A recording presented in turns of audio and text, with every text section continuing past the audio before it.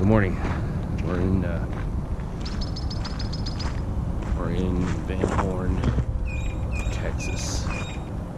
Good morning, sir. Van Horn, Texas. And I stayed in an RV park last night. Tired. It's a great little spot, by the way. He gave me a really good deal. If you stay here all month, all the time, in other words, it's $400. Everything included: laundry, showers, good bath. Everything's very nice and clean too. This is a little nothing town on the way to El Paso, mostly for truckers, I think, and RVers. But good guy, really nice guy. Anyway, just wanted to. I think what I'm going to do is today I accidentally. I'm talking low. I don't want to wake anybody up. I accidentally. I don't know, coming out of that last park was kind of terrible. I was not impressed with Big Bend that much. It was some hiking I didn't do, but it's just mostly desert all the way, and you get tired of desert. So I got here and stopped, and I realized I was just going to head to El Paso and then up to Yosemite and try to get there early. I got to do my homework still. It's due on Sunday, and I'm lost. 2 lessons of music theory 2, and I don't understand it. And it's very difficult to get any help because it's online. So I got to pull over somewhere. Problem is finding Wi-Fi is impossible out here. Sprint is completely useless outside of pretty much anywhere, even in Florida. It's crap. I can't believe they get away with it. I want to change services. So I got to do that, but I noticed on the map I'm literally 100 miles from the national park of Carlsbad Caverns, and Trevor told me about that, my brother. And I was gonna go there, but I was like, I was worried about getting to Big Bend. I didn't realize it was right here above me, and the road I took was not intending to go there, but I took the one way that could have got me there, and it's on the way, so kind of. So I'm running out of money, I'm running out of time, but I'm going to go there and at least drive through it and go see the main cavern that they have there. And I think I'm heading to El Paso the next day, and if I can find it's got to be a Starbucks or something in El Paso that has Wi-Fi. Then I can stay there a day and do homework and head out the next night towards California. So it's fun to go on a trip, but you get tired pretty quick on this kind of a trip. And I'm tired. See you later.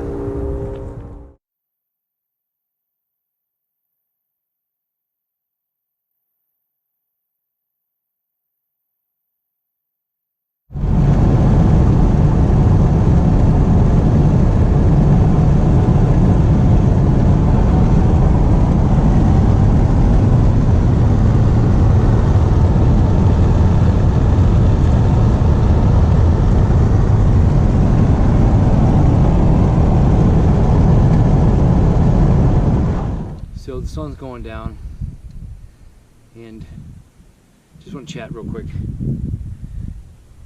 I think what I'm going to do with my YouTube channel is, well, when I'm out here in the wilderness and hiking and boondocking and traveling and all that. First of all, I'm not the first one to do that.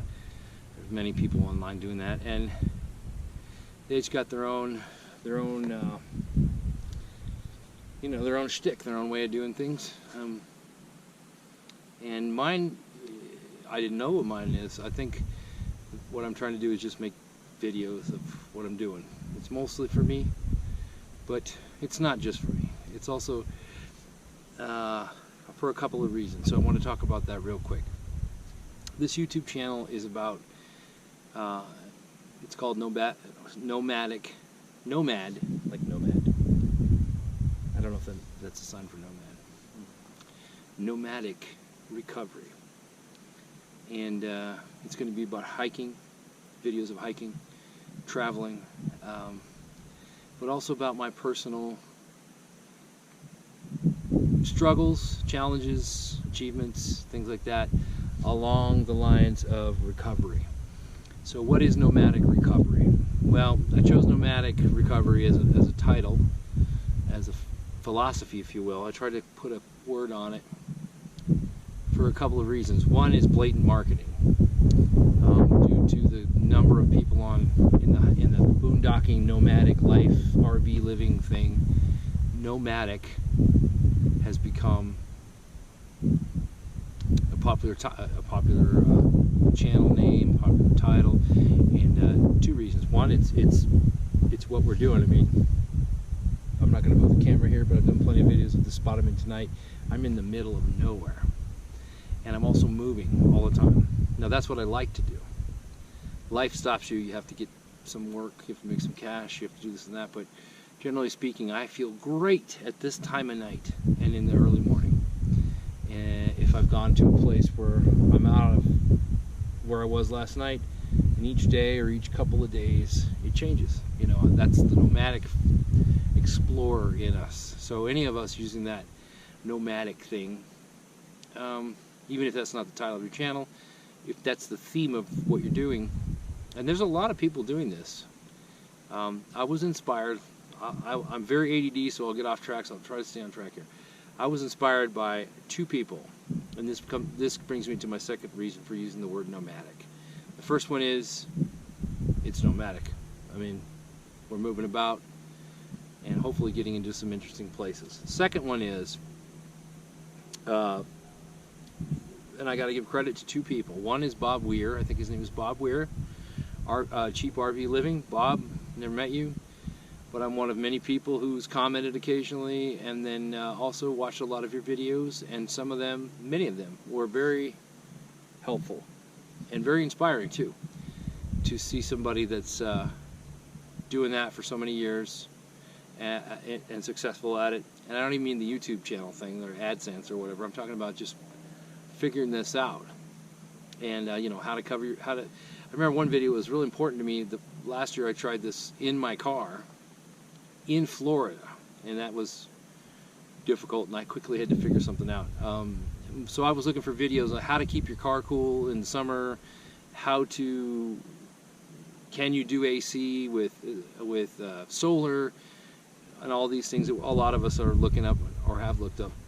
And I found Bob's videos about how he used square magnets, and I can't remember what it was about, but I picked up on that as a kind of a how-to video, and there were many of those that he's helped me with. So thank you, Bob. And the second person, really the first person, and this guy gets a lot of crap. And I don't know this guy personally. I don't know how many people actually do. And hate him or love him, and I won't go into that because that's not the point of me saying this. I don't agree with everything he may or may not do, but just from a useful resource, nomadic fanatic, Eric is, I don't know if he intended on this, but he's the king of it. I mean, he's one of those first people that stumbled upon this nomadic lifestyle, and he's done really well at developing his brand on YouTube. He saw an opportunity with that, a market for that. I think it's turned out to be bigger than he thought it would be, but he spawned many other people who are calling themselves nomadic this or enigmatic nomadic or whatever. I've seen all kinds of things. Nomadic, mechanic, and just that name, nomadic fanatic, is literally, I wish I had thought of that, but he thought of it first. So, you know, I give him credit for that, and also doing the daily grind of putting videos together and all that. I'm finding out that there's a lot of time involved with that. I'm not a videographer, I'm not a photographer, but I'm starting to try. So thank you, Eric, for that, and thank you, Bob, for that. So nomadic recovery, I'll wrap it up here. Why nomadic recovery? Nomadic part we've just talked about. Recovery for me is two things, at least. One, it's a recovery from the machine, the grind, the pursuit of money and the paying of the rent and buying the toys and the constant struggle to get your bills met. And most Americans, whether you make a lot of money and you meet all your bills and you have lots extra, or even most Americans are just getting there, because that's the nature of the beast. The more money you make, the more money you spend, and unless you've got a really good plan and an understanding of money, most people are in this, this rat race, and that's really what it is. And I was in that too. The second part for me, so I'm recovering from what I consider a lie. I'm a capitalist. I love making money. I'm not against that, as long as it's done in a proper, ethical way. And the more money you make, more power to you. Because I know that people that make money are usually providing jobs or products or something. So other people are being lifted up as well. I believe in capitalism. But if you're one of the people that's in the machine, and you don't know the rules of the game. I remember somebody telling me, I think it was my Rich Dad Poor Dad, Kiyosaki. You have to learn the game, that you're in a game from birth. You need to know the rules of the game before you can win. And there's nothing wrong with the game. But a large percentage of people playing Monopoly, this Monopoly game, don't know the rules. They think the rules are, if I can get 50 cents an hour more on my check, oh man, I'm going to get a raise, I'm going to get a raise. If I can work 10 more years, I'm going to get one more week of vacation every year. And then I'm going to go and keep doing this until maybe I'll make 40,000 a year, 50,000 a year, whatever thousand a year, and then retire. And then I can go do things I want to do. And so they think that's the game. They think that is the point of it all. And I would say that's one point of it. They're the machine. They're the driving force of the machine. They keep things cranking. But there's other levels to this that people sometimes are resented, but actually they're smarter or more informed or just more courageous or whatever. I'm not going to say more intelligent, because the majority of people are just working their jobs or their careers, and they've gone to college or not, make their money, or whatever that number is, doesn't matter. They're doing their life. And if you're happy with that, awesome. Honestly, that's the point of life, isn't it? Without bringing religion into it, which I love to speak about, but that'll be something else. If you're happy where you're at, and you have a job, and you're working for others, awesome. If you're happy staying in one place, in one location, living in a house, paying 90% of your income every week to your rent, food, gas, and you have just enough to get to work to go do that again every month. Okay, if that makes you feel safe and good. That's usually about safety. I'm not that way. I've never been that way. I've never liked working for other people. Anything I've ever done, it's always been working for myself, and many of those things failed. But some of them succeeded well, and then failed.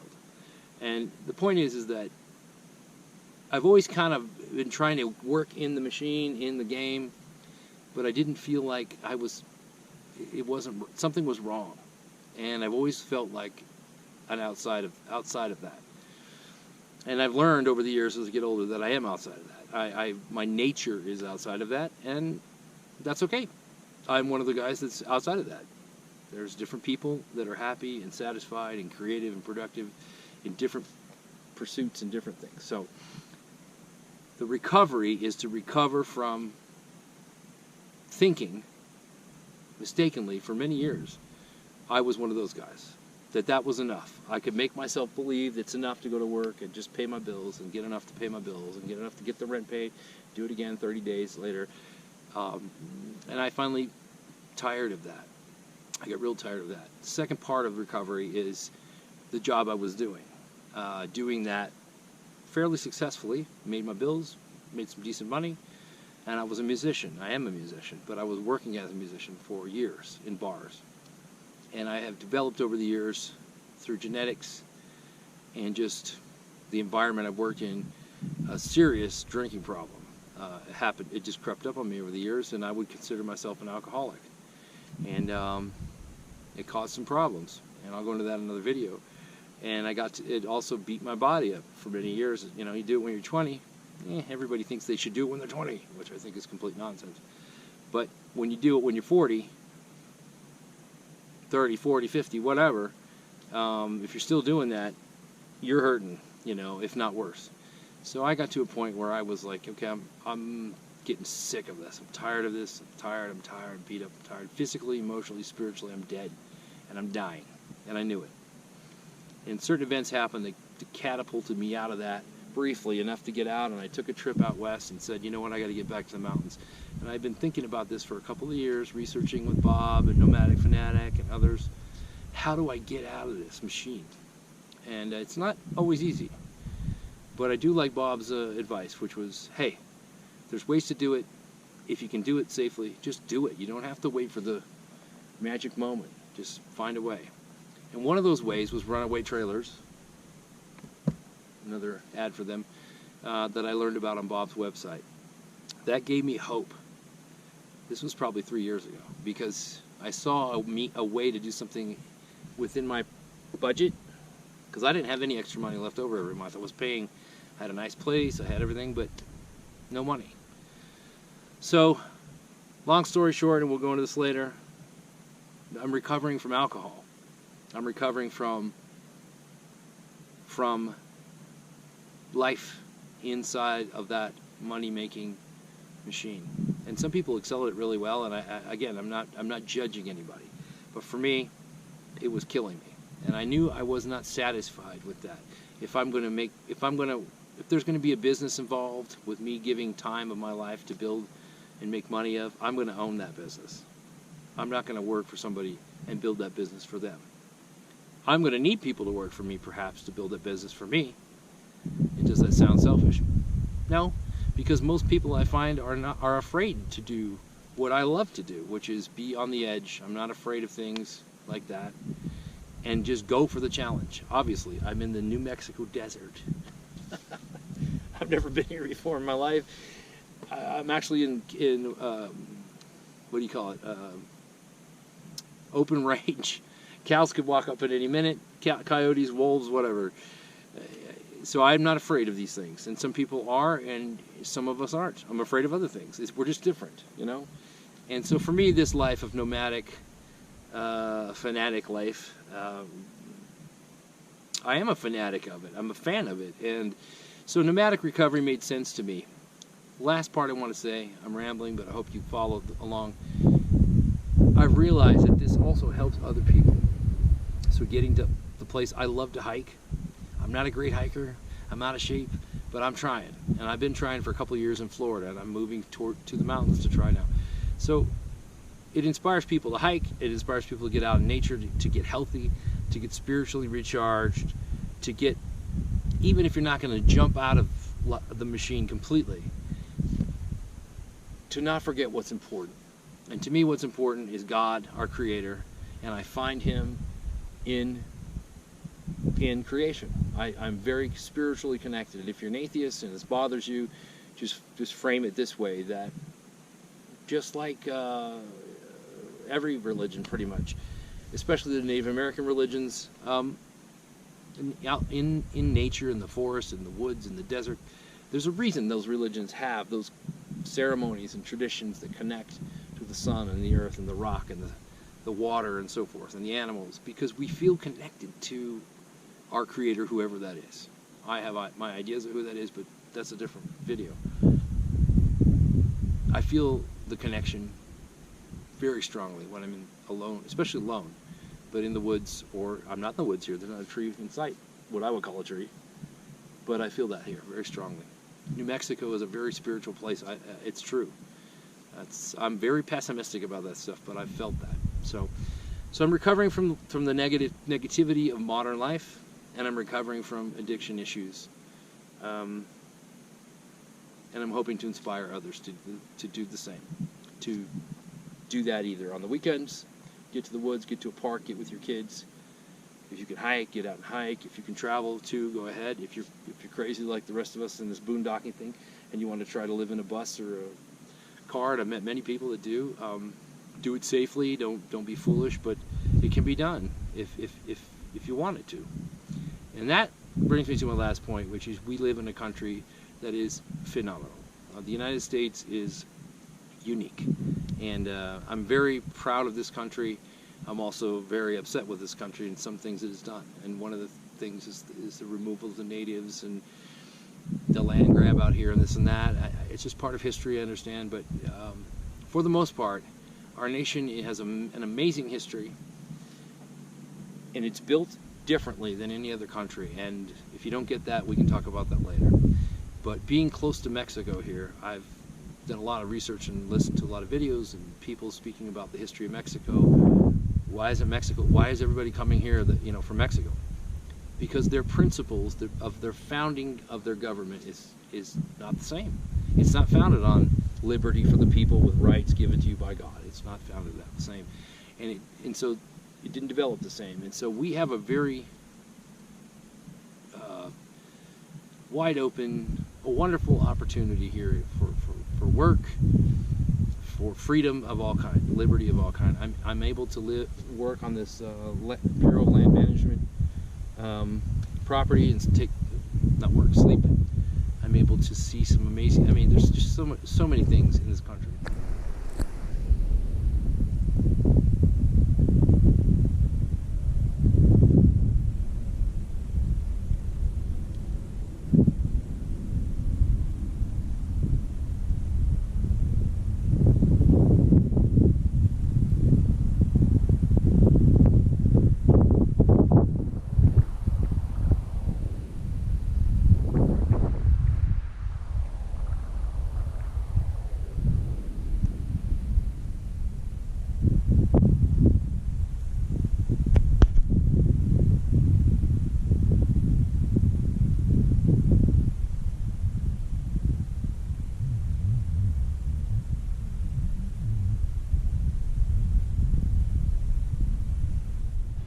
All right, so we're here at the Caverns, Carlsbad Caverns. It's taken me 3 days to get here. It's a long story. I'll tell it at some point. But anyway, it is extremely windy. It was a horrible night in the trailer. It is a wild West Texas wind, and it is dusty and horrible, but about to go in. So I'll turn the camera off for now because it's too loud. Once we get inside, we'll see what it looks like. See you.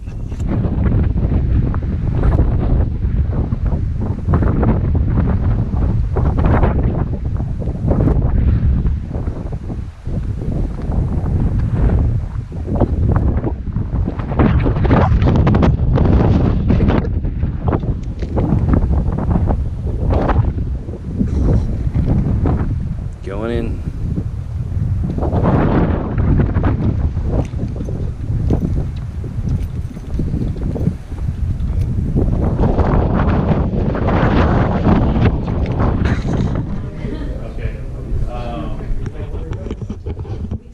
This is one take, right?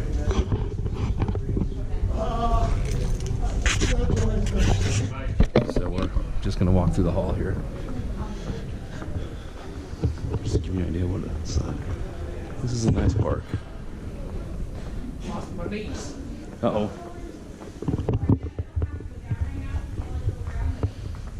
Just gonna do it quick.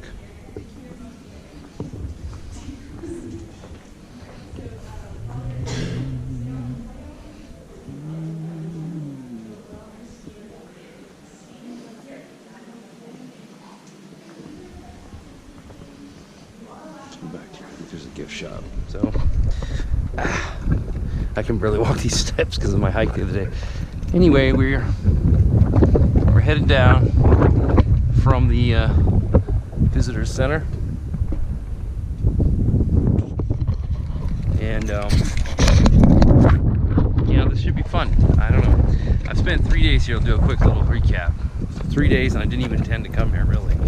I was coming up through Van Horn, Texas on the way to El Paso, and I noticed that I was fairly close to Carlsbad, so National Park. I was like, yeah, I'll catch that thing, and I drove up here the day before yesterday. Yeah, and about this time in the morning, ran across the Guadalupe National Park, which is just before this. And what that is part of the Guadalupe mountain range. It's hiking trails and some camping and stuff. And I thought, man, I gotta get a hike in. I haven't hiked yet, so I got out and hiked, and I think most of that video didn't work. Screwing around with the camera trying to figure it out, and long story short, it was a 3,000 foot climb to an 8,500 foot peak. and oh, I could not do it. I tried. I packed as light as possible, and it almost killed me. It's really difficult. It says strenuous, but it's especially with the climate, the elevation change. It's just, there's no oxygen in the air for me here. So I kind of wasted the day there. Not wasted, it was fun, but you know, spent the day there. Too late to go to the caverns, so I spent the night. Boondocked, I gotta get some video of that. And then I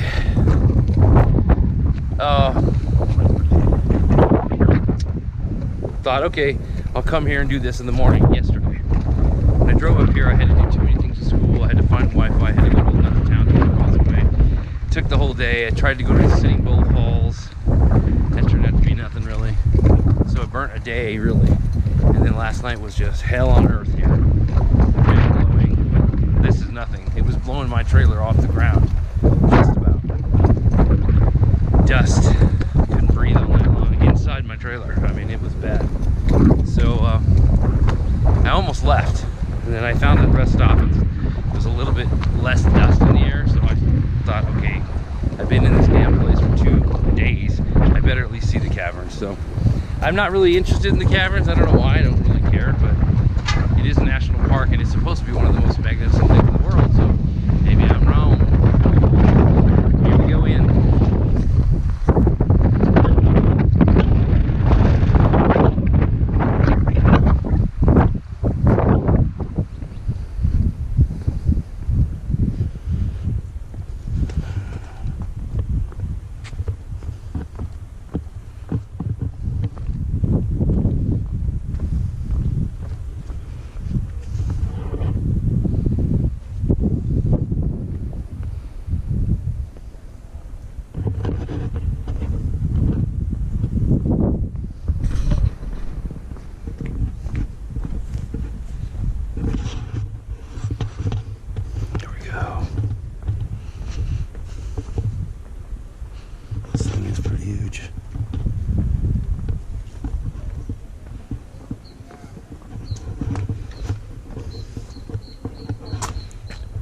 GoPro, take a photo.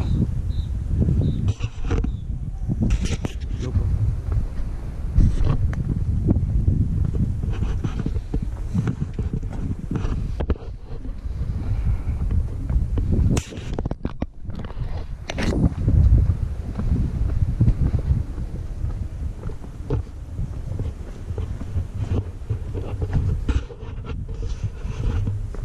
Wow.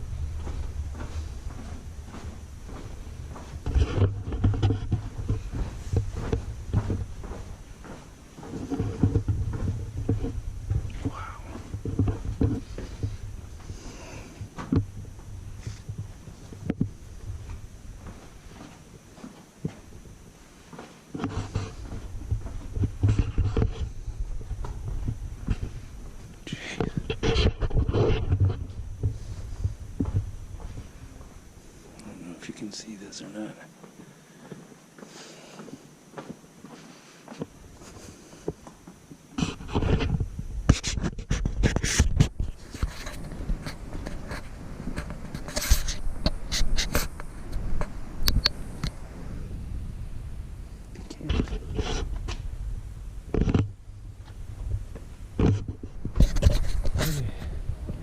I just did that. Couldn't have any GoPro in there, it's too dark. That cavern is the gate of hell. 800 feet down. And then, because the elevator isn't working, you have to walk it all the way back.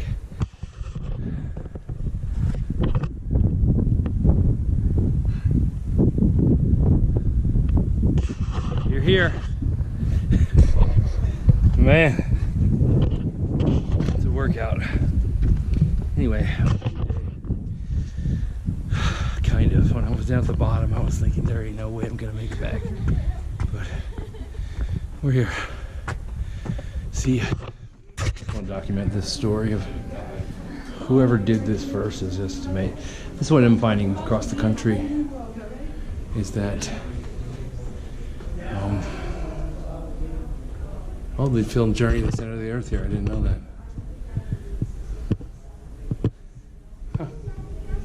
Huh. The people who built this country, these places, I mean, look at that picture right there. That's great.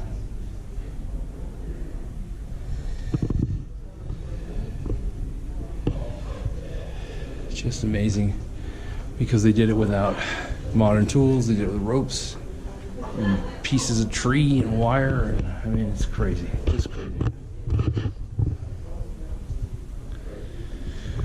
And that is exactly true.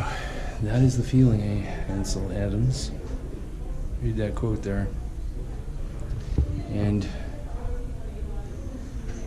it is mind-boggling. This reminds me of the Grand Canyon. Same kind of, like, such an epic thing. It's like another realm. It's another planet.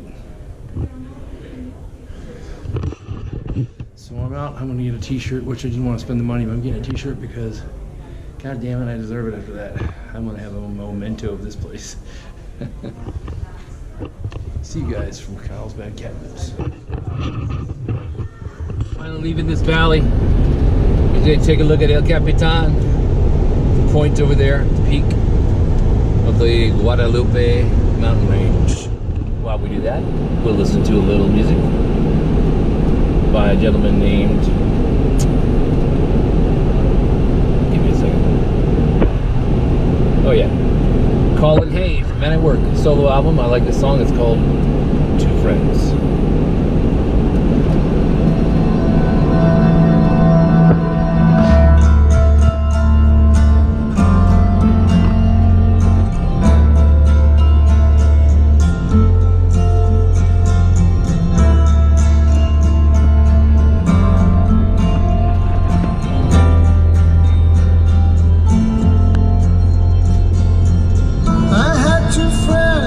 Died last week, 7 days apart.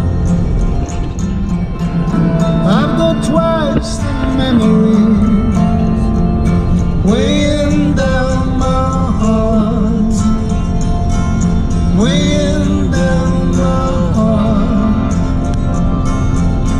And somehow it don't seem right that they lost the race. I'm staring out across the canyon, trying not to feel the space. Trying not to feel the space. Carry on. My brothers, carry on. Carry on. My brothers, carry on. I had two friends that died last week. They left me so behind.